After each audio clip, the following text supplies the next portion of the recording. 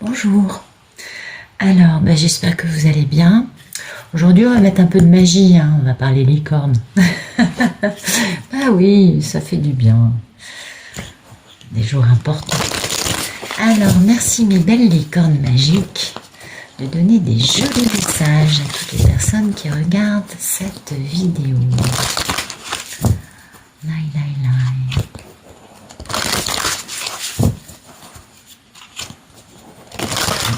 Voilà, hop.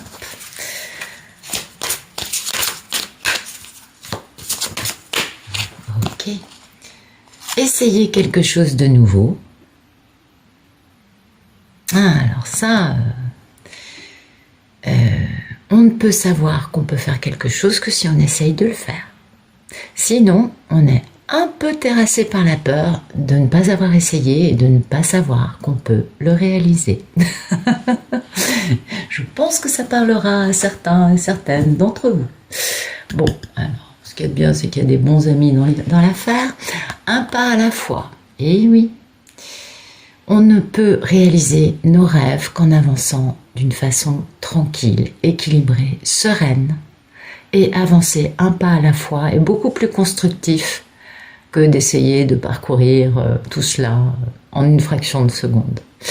Vous savez, ça nous rappelle un petit peu celui qui est plus lent qu'un escargot à l'arrêt, mais enfin non, il est quand même cette licorne est beaucoup plus rapide, beaucoup plus rapide. Vu qu'elle fait un pas en avant, elle n'en fait pas trois en arrière. Voilà, un pas à la fois, on avance vers l'objectif. C'est joli. Et puis voilà, la gratitude, la reconnaissance. Vraiment, la force de la gratitude. Faut jamais oublier ça. On dégrippe beaucoup de situations avec cette reconnaissance, cette gratitude, cette notion de je remercie. Je remercie la vie, je remercie les bons amis, je remercie les personnes qui m'ont permis d'avancer un pas à la fois pour réaliser quelque chose que je n'avais jamais essayé auparavant, quelque chose de nouveau. Vous voyez, elle est magnifique, hein? Elle arrive à surfer avec un orque. C'est quand même pas banal. Et oui, on est d'accord, c'est très joli, joli. Voilà, aujourd'hui on a de la magie. On sait qu'il faut avancer tranquillement vers quelque chose qu'on n'a jamais essayé pour comprendre qu'on peut le faire. Ouais, c'est intéressant. Et avoir beaucoup de gratitude pour tout cela. Pour ce faire, il y a des personnes qui nous aident parce qu'elles nous soutiennent, elles nous aiment. Et puis, ça nous rappelle aussi la notion d'amitié dans ces relations de couple. Parce que seule l'amitié, quoi qu'il arrive, quand on est de vrais amis, quoi qu'il se passe, on s'entendra toujours. Ouais, c'est super important. Peu importe ce qui peut arriver, les bons amis sont là. Et je crois que dans un couple, c'est important d'être aussi amis, pas que désir, pas que sentiment. Bien sûr, ça on le sait, être nous-mêmes, c'est la base du truc. Je ne vous apprends rien. Ça nous permet notamment de trouver nos dons et de comprendre qu'on peut, qu'en se guérissant soi, après on peut guérir les autres, bien sûr. Et puis l'importance des sentiments, et l'importance de ce qu'on ingère, des aliments gorgés d'eau, beaucoup d'eau, des choses pures, des choses qui entretiennent le corps dans une bonne santé. Et puis n'oubliez pas que bientôt, vous saurez, un matin en vous réveillant, vous aurez la solution dans votre tête. Donc en attendant ce fameux matin-là, détendez-vous. Parce que ce matin-là, il y a quelque chose qui va arriver, qui va être un changement majeur. Vous allez dire bonjour au changement et adieu à votre ancienne vie. Vous voyez, ça va un peu de pair. Donc il y a beaucoup de choses qui vont accélérer. Et beaucoup de lumière va entrer dans nos vies, tout simplement. La lumière en nous, dans l'autre, dans les situations. Vous voyez, il y a toute une progression encore. Mais ça avance de la bonne façon. Et puis, ce qui compte, c'est d'être nous-mêmes, d'être bien entourés et d'avancer tranquillement, un pas à la fois. en essayant des nouvelles choses et en sortant un peu de sa zone de confort. C'est marrant, hein? On est d'accord, c'est rigolo. Alors, j'étais partie dans la magie, donc voilà, c'est parti. Il y a quelqu'un, c'est dingue, quelqu'un qui arrive pour déclarer son amour à une personne qu'il ou elle a raté, n'est-ce pas? Oui. C'est beau. Vous voyez, il y a des grandes guérisons avec cette déclaration d'amour. Donc là, ça se précise beaucoup pour certaines personnes, vu que nous ne sommes pas tous au même moment et que les jours se suivent, les histoires ne sont pas les mêmes. Et donc, on quitte un amour, une forme d'amour qui n'est plus la bonne pour aller vers sa mini-impératrice. Voilà. Très jolie, très jolie. Vous voyez, la mini-impératrice, quand on l'a dans sa vie, on a un grand succès. Waouh! Le message est magnifique. Bien. Alors, on va voir la coupe.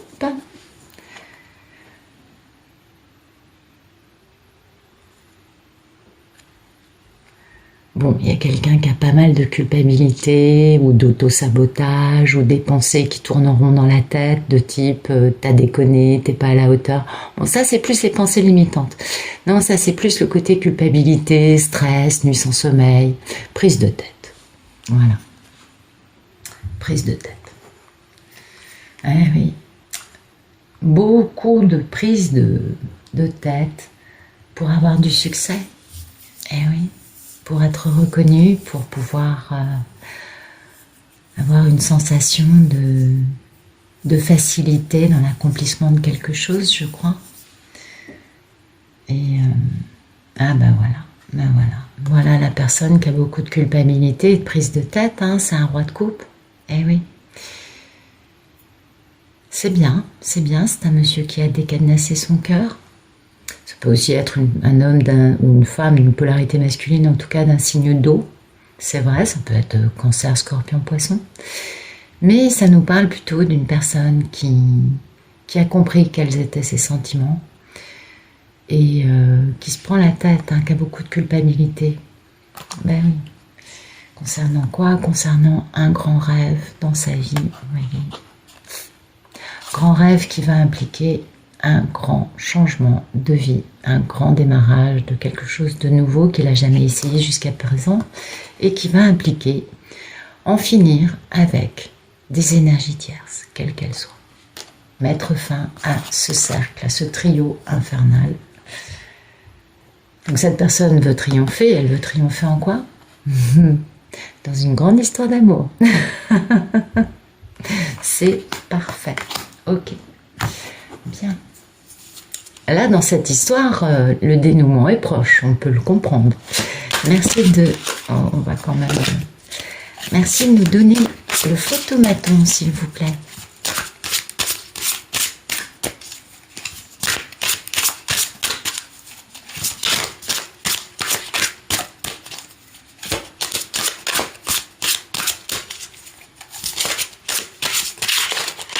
Non. Moins de cartes. Voilà, merci. Bien, le photomaton nous parle de la toxicité. Et oui, le diable, la toxicité dans la vie de la personne, dans les relations autour de cette personne, ou tout simplement, et oui, toxicité qui met sur ses gardes. Soit parce que la personne a de la toxicité en elle, du coup, elle est incapable d'avancer, soit sinon, à cause de la toxicité dans sa vie, elle ne peut pas avancer. Ça peut être une addiction, vous voyez, ça peut être des personnes, et puis ça peut aussi être l'histoire qui est quand même assez... Les couples sacrés, il y a un degré quand même destructeur, donc c'est peut-être aussi cela. En tout cas, cette toxicité... pour moi, je ne le vois pas dans le lien avec l'autre. Je vois plutôt aujourd'hui la notion de toxicité dans la personne. C'est-à-dire que la personne n'a pas encore guéri, la personne a peut-être des addictions, ou la personne ouvre bien grand les yeux par rapport à ça. Et c'est cette toxicité en lui, en elle, ou autour, qui fait que cette personne est sur ses gardes, qu'elle s'est un peu enfermée à force d'être sur ses gardes à cause de ça. Et finalement, vous voyez, la personne a besoin d'écarter les barreaux. On voit bien que la personne veut se libérer, qu'elle veut sortir de cette posture de nul ne m'approche. Et oui, et oui, et oui. Voilà. Donc là, on a quelqu'un qui comprend bien qu'il ou elle est sur ses gardes et qui, excusez-moi, et qui a besoin de bouger, a besoin de se battre, a besoin de communiquer pour faire entendre sa vérité et rectifier des situations très peu lumineuses dans sa vie. Mais voilà, il y a aussi, vous voyez, se battre, se communiquer, parce qu'il y a beaucoup de prises de tête, beaucoup de culpabilité, des nuits sans sommeil, des choses qui sont quand même, qui ne lâchent pas la personne. On voit que là, il y a quand même un aspect qui n'est pas facile psychologiquement. L'état d'esprit de cette personne est quand même... aïe, aïe, aïe, aïe, aïe. On voit qu'elle essaye de se libérer. Là aussi, elle essaye de se libérer. Et de quoi? De cette notion de culpabilité. On comprend. Donc c'est soit une personne qui ouvre grand les yeux sur ses addictions, sur un entourage néfaste, sur une toxicité dans sa vie ou dans sa façon de vie d'être. En tout cas, le photomaton est assez clair. Merci de nous dire ce qui coupe ce photomaton. Il y a un truc vénéneux, on est d'accord, il y a quelque chose de très toxique.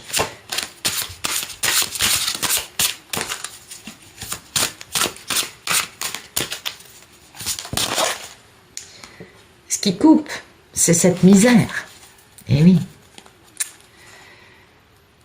Misère qui accompagne des pensées limitantes. Alors, misère d'amour, misère d'argent, misère de beaucoup de choses. On est d'accord, ça peut être beaucoup de choses, cette misère.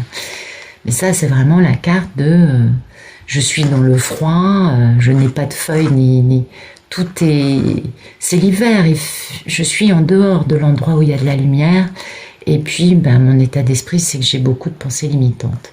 Donc, la personne est à la fois engluée ou consciente de la toxicité qu'il y a en lui, en elle, ou dans sa vie.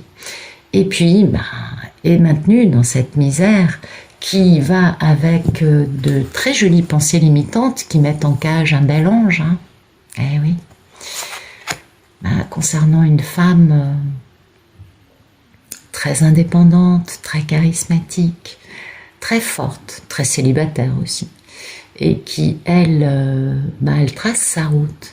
Vous voyez, il y a des pensées limitantes quant au fait qu'elle pourrait trouver cet homme, parce qu'on voit bien que c'est un homme, là, l'ange dans la cage, puisse être un ange. Vous voyez, le monsieur lui-même se l'interdit, on le voit.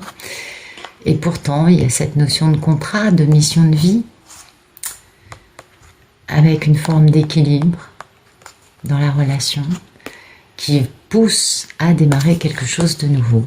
Mais pour l'instant, le photomaton est coupé par cette impossibilité de se projeter en dehors de sa propre cage qui enferme cette Ulysse dans une misère, dans une... Vraiment, il est... ça va pas fort. Là, celui-là, c'est... Pourtant, on a bien vu qu'il avait décadenassé son cœur, qu'il avait compris ses sentiments. Certainement un homme sensible, gentil, vous voyez, quelqu'un qui a du cœur. C'est pas un homme dur, on a vu qu'on avait le roi de coupe depuis le début. Et... ouais. Ouais, ça fait de la peine de voir ça, on est d'accord. Alors, merci de nous dire... non, on va quand même poser la question. Merci de nous dire à quoi aspire cet homme, ce bel Ulysse, aux prises avec sa misère et sa toxicité.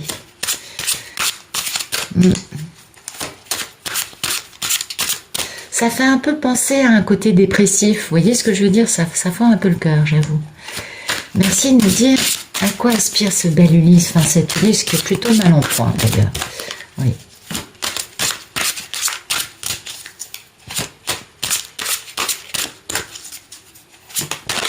Alors, à quoi aspire-t-il? Bah, cet Ulysse aspire à changer de vie, il aspire à faire un démarrage de quelque chose de passionnant, vous voyez, sortir complètement de cette énergie dans laquelle il est actuellement. Il n'a qu'une envie, c'est de démarrer un truc, mais alors, qui le remue de la tête aux pieds et qui le fasse complètement sortir de cette notion de misère, de cette notion de toxicité. On a bien vu que là, c'était pas super joli. Hein. Et oui. Et lui, du coup, là, il reprend son pouvoir. Il devient l'empereur. C'est beau, hein? Et puis, il est capable de vivre enfin un grand amour. Donc, on voit bien, là, que cet homme a de belles aspirations, mais son actualité, son photomaton, c'est pas super. Non. C'est pas super joli pour le moment dans sa réalité. Hein. Mais les aspirations sont belles. Merci de me dire quel est le problème dans la vie de cet Ulysse.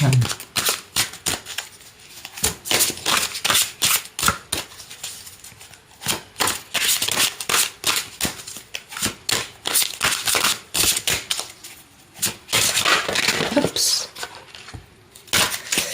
Bien, le problème, c'est de faire un démarrage stable.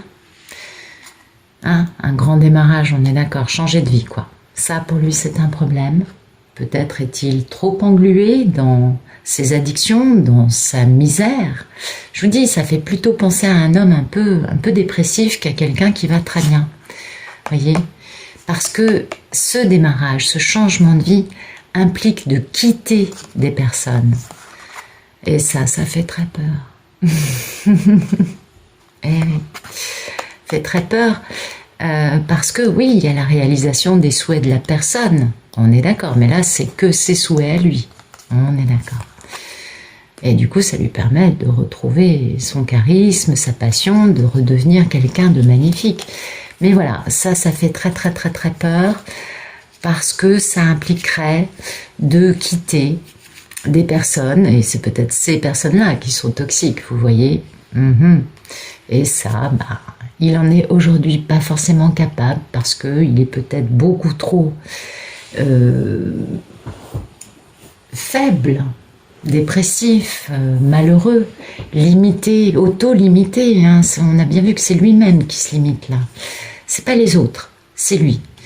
Et bon, c'est un Ulysse qui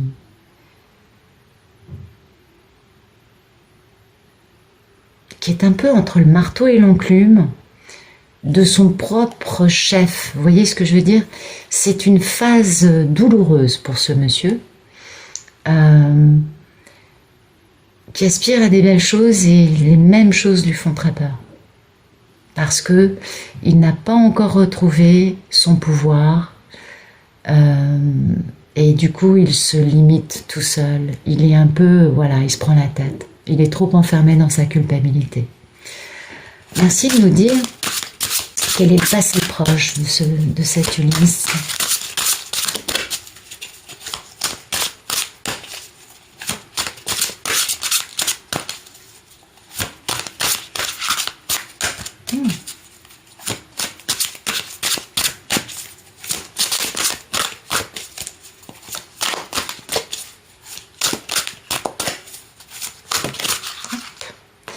Donc le passé proche, il y a eu une forme de paix quand même, il y a eu une forme d'harmonie. La personne a été quand même pas trop mal, beaucoup mieux en tout cas qu'aujourd'hui. Et la personne, son état d'esprit, c'était « je vais faire respecter ma vérité ». Vous voyez, ça va par étapes. C'est un Ulysse qui a avancé, qui s'est battu, qui a fait entendre sa vérité et qui aujourd'hui a un peu vous savez, comme le soufflet, vous voyez le soufflet qui sort du four, il est tout gonflé à bloc et tout. Et puis, quand le soufflet retombe, c'est un peu une crêpe. Bon, ça c'est pour ceux qui ont raté leur soufflet. Oui, un bon soufflet va rester debout. Mais là, notre Ulysse, c'est peut-être un petit peu trop battu. Hein. Oui, il a toujours décadenassé son cœur, il a fait entendre sa vérité. Il aspirait vraiment à avoir du succès. À voguer vers sa belle Pénélope, on s'en doute bien. Mais voilà, aujourd'hui, peut-être parce qu'aujourd'hui c'est le 4 novembre, que Pénélope étant fatiguée, elle a arrêté de lui envoyer de l'amour, du soutien, de la lumière, vous savez comment c'est. Énergétiquement parlant, quand on lâche un peu prise sur l'autre, bah, il se casse un peu la figure. C'est peut-être ça. Ou peut-être que s'étant libéré, ayant fait entendre sa vérité, il a pu aujourd'hui prendre conscience du fait que la toxicité finalement ne venait que de lui. Eh oui. Ben oui, parce que il y a un moment où il y a, pour les messieurs, il y a un aspect qui est quand même pas évident de se dire mais j'ai affaire à quelqu'un qui est merveilleux et moi je ne suis pas à la hauteur. Et ça fait très mal. Et on peut très bien le comprendre. Donc ben voilà, Ulysse a avancé, est parti dans je veux m'engager, je pars sur Ithaque. Et puis aujourd'hui, pris entre Charybde et Scylla, par lui-même, de lui avec lui-même, il se dit mais finalement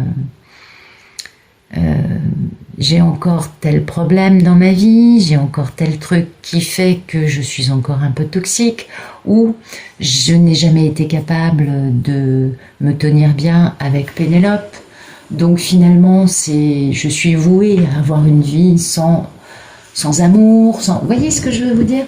C'est un peu cet état d'esprit aujourd'hui. Et pourtant, il s'est battu. Oh, ça va revenir, il va se remettre. Merci de nous dire quel est le futur proche de notre belle Ulysse. Hop là, futur proche. Grande métamorphose. Eh oui, méga métamorphose. Avec une magnifique renaissance pour réaliser son grand rêve. Ça, c'est super beau. Et ça, c'est superbe. Et cette grande métamorphose qui va lui permettre de réaliser ce qui a fait qu'il a avancé, vous voyez, ce à quoi il aspire, il est obligé de passer par une phase d'introspection pour avancer, puisque aujourd'hui il a une prise de conscience de sa propre toxicité, vraiment accentuée par cette sensation de misère, cette sensation de je fais le vide autour de moi, les gens dont je m'entoure ne sont pas des gens qui ont beaucoup de cœur. J'ai créé cette situation ô combien problématique aujourd'hui entre moi et une femme merveilleuse. Il y a tout ça, vous voyez, il y a tout cet aspect-là. Et du coup, dans un futur proche, il va vraiment faire cette introspection, il va pouvoir avancer sur la guérison et la compréhension de lui, des raisons pour lesquelles il est capable d'être aussi toxique dans ses relations avec les autres. Et ça, c'est important. Ulysse ne peut pas revenir vers Pénélope tant qu'il n'a pas compris sa propre toxicité. Et donc, dans un futur proche, Ulysse va avancer de la bonne façon, il va se poser les bonnes questions. Là, il va faire jouer bien son mental. Et puis, avec l'épée rentrée, donc ça va être beaucoup moins douloureux que pour d'autres rois d'épée, n'est-ce pas? Et puis, ça va lui permettre de retrouver une forme d'excitation et de curiosité du type oh là là, mais je vais découvrir le monde. Et ça, c'est important, il a besoin de passer par là. Et c'est après qu'il va s'élancer tout feu, tout flamme à la poursuite de son grand rêve, n'est-ce pas? Et oui, il va quitter définitivement une situation d'inconfort pour aller vers de la paix, vers de la sérénité, vers de l'harmonie, vers quelque chose de très agréable. Merci de nous dire quelle est la posture d'Ulysse par rapport à sa belle divine. Comment considère-t-il Pénélope? Écoutez, grâce à Pénélope, il arrive à se sentir l'empereur, donc quand même un beau souverain. Et du coup, il est capable d'avancer et de travailler de la bonne façon. Vous voyez, donc Ulysse, quand il pense à Pénélope, ça lui génère quand même du pouvoir, une sensation de je peux le faire, je suis à la hauteur. Et du coup, ça le pousse à travailler sur lui et puis à avoir des pépettes. Il a peut-être été un peu émoussé ou je ne sais pas. Peut-être que cette misère est peut-être aussi actuellement un manque de beaucoup de ressources matérielles, ça peut aussi arriver. Et voilà, c'est la simple pensée de Pénélope lui rend du pouvoir et lui le pousse à bosser. Ça, c'est super beau parce que son état d'esprit, c'est soit je me suis laissé dominer par moi-même, par mon ego, par mes peurs, par ma façon toxique de vivre, soit je me suis laissé dominer par des personnes qui ont joué avec mon cerveau. Et c'est pas Pénélope le 5 d'épée. Non. Vous voyez, je me suis laissé dominer par mes peurs. Et c'est important. La peur de ne pas avoir assez d'atouts. La peur de ne pas être assez doté pour pouvoir être à la hauteur pour Pénélope. Et oui. Et c'est cette peur de ne pas être assez doté qui a poussé à prendre des décisions actuellement, parce qu'on a beaucoup de nostalgie au sujet de Pénélope. Et aujourd'hui, le problème, c'est ça, c'est que ce monsieur, il est un peu, comment dire,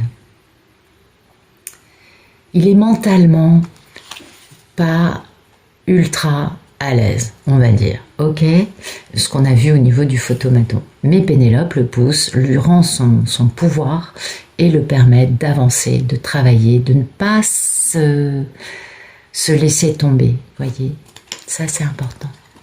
Merci de nous dire quelle est la posture de notre belle divine par rapport à cette Ulysse en proie avec les affres des choses qu'il a pu faire. Eh bien, notre belle divine, elle fait introspection. Notre belle divine est tranquille, elle est posée, elle est dans sa lumière intérieure, elle regarde les choses avec beaucoup de tranquillité, beaucoup de sagesse, et elle n'est pas, même si elle est entourée de prétendants, entourée de personnes, son sanctuaire intérieur, elle règne. Vous voyez, elle est bien dedans. Elle est très bien. Oui, c'est bien la reine d'épée, hein, on est bien d'accord. Elle a été beaucoup trahie, Pénélope. Et c'est aussi la reine de l'amour inconditionnel, donc elle va très bien. Elle est tout à fait consciente hein, d'être la moitié d'une histoire incroyable, qui a été ratée pendant un certain temps. Et elle voit les choses avec beaucoup de hauteur, beaucoup de distance, beaucoup de légèreté. Et elle n'est pas du tout en proie, on voit bien, hein, elle est belle, ça nous renvoie un peu à la Vénus de Botticelli, on est bien d'accord, qui est magnifique, Vénus sortant des eaux. Là c'est plutôt Vénus dans l'eau avec sa conque, et Vénus sur sa belle montgolfière, donc elle va bien, elle est assez distante par rapport à ce que vit le monsieur, elle préfère toucher sa part divine. On comprend bien que là, l'ermite, il est quand même très haut. Hein. Il est très haut, ouais, on est d'accord. Elle est plus proche de sa part spirituelle que des affres que le monsieur est en train de traverser. Elle sent bien que le monsieur avance, va dans la bonne direction. Elle comprend qu'il puisse avoir un temps de respiration actuellement, qui ne soit pas un temps de respiration facile pour lui. Elle ne se pose pas de questions. Elle est tranquille, elle est très forte, elle est très très forte, l'ermite et les deux reines, pour moi, elle est très forte. Très alignée, hein, cette Pénélope, très très très alignée. Merci de nous dire quelles sont les peurs et les envies d'Ulysse.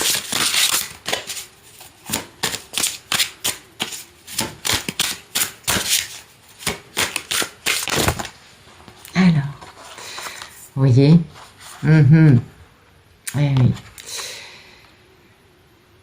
Alors d'un côté, il a très peur que ces pensées limitantes le poussent à rester dans le mental et... Non, pardon. Il a très peur que ces pensées limitantes l'empêchent de créer la magie. Vous voyez, c'est plutôt ça. Et puis, il n'a qu'une envie, c'est d'être suffisamment fort psychologiquement pour ouvrir cette cage, vous voyez, parce que là, c'est quand même le roi d'épée en femme. Il a très, très, très envie que Pénélope soit capable de le pousser à s'ouvrir et à sortir de cette cage dans laquelle il s'est lui-même enfermé Il a envie, hein, vous voyez, d'ouvrir les barreaux, de se libérer, de sortir de cette cage. Donc il a de bonnes aspirations, mais voilà, il y a toujours cette notion de peur quand même, hein, chez lui, cette notion de culpabilité. On voit que Ulysse n'est pas encore tout à fait au point dans cette histoire. Et puis cette notion de fermer les écoutilles pour réussir à garder une forme d'harmonie. Et il ne veut pas trop pour l'instant, il n'est pas capable, pardon, pour le moment, d'entendre parler de ce grand démarrage. Ouais, il n'y est pas encore. Mais c'est pas grave, il est sur la voie. Mais oui, il est encore truffé de pensées limitantes, il est truffé il avance, mais par étapes. Peut-être que le chemin a été long entre lui et Pénélope et qu'il a perdu peut-être un peu trop de temps. Et que du coup, on peut comprendre que ce soit pas évident pour le monsieur d'avancer de la bonne façon et d'y aller une bonne fois pour toutes. C'est pas évident.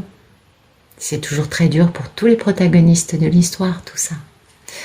Merci de nous dire quel est le futur plus lointain dans cette grande et belle histoire d'amour, s'il vous plaît.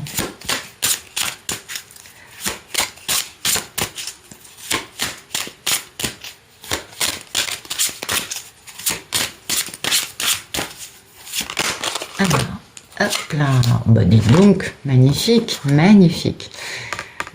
Oui, on a compris. Bon, Ulysse va s'élancer, hein. On peut comprendre que là, il y a la notion quand même d'aller retrouver cette femme très indépendante, très charismatique, très passionnée, qui l'appelle, avec quand même la plus grande carte du succès qu'il y ait. Ulysse va respecter son contrat. Ouais, il va respecter son contrat, bien qu'il n'ait que 4 atouts, hein, dans ce contrat pour aller retrouver son impératrice. Vous voyez, lui est l'empereur, elle est l'impératrice. Là, il y a vraiment quelque chose de très joli qui arrive. Il sait que sa mission d'âme, que sa mission sur Terre, même s'il ne se sent pas hyper doté, eh bien, c'est de retrouver son impératrice, sa belle divine. Et c'est ce qu'il va faire dans un deuxième temps, après avoir été dans la finalisation, hein, de cette grande métamorphose, afin de pouvoir retrouver la beauté du rêve qu'il a. Et la beauté du rêve qu'il a va être couronnée du plus grand succès qu'il y ait, puisque la carte du monde, c'est le plus grand succès, n'est-ce pas? C'est la fin d'un cycle. Et c'est aussi comprendre les leçons que nous avons été obligés d'apprendre durant ce cycle auquel nous mettons fin définitivement. Et c'est le plus grand succès qu'il y ait.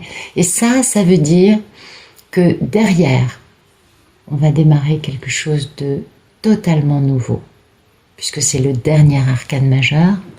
Donc après cela, quelque chose de nouveau. Vous voyez, ça c'est la fin du conte de fées. Vous savez, c'est les 2 phrases. Ils se marièrent, ils eurent beaucoup d'enfants et ils furent heureux, ils eurent beaucoup d'enfants. Je ne sais plus comment est tournée la fin des contes de fées, mais c'est toujours un peu la même phrase. Et c'est ça. C'est on ferme ce livre, hein. Le conte est toujours terrible, un conte de fées c'est quand même terrible.